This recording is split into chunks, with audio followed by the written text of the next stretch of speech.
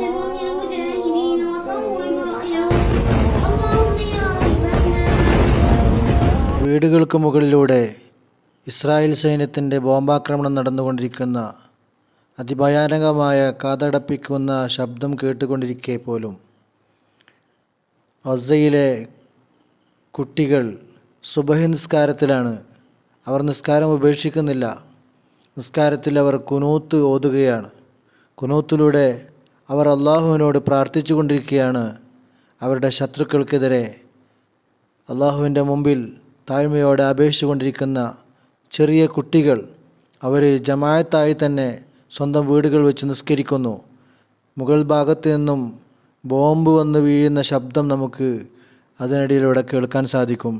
വെടിയൊച്ചകൾ നിലക്കാതെ കേട്ടുകൊണ്ടേയിരിക്കുമ്പോഴും അവർ അള്ളാഹുവിൻ്റെ മുമ്പിൽ താഴ്മയോടെ പ്രാർത്ഥിച്ചു കൊണ്ടിരിക്കുന്നു. ഒന്ന് കേട്ടു നോക്കൂ.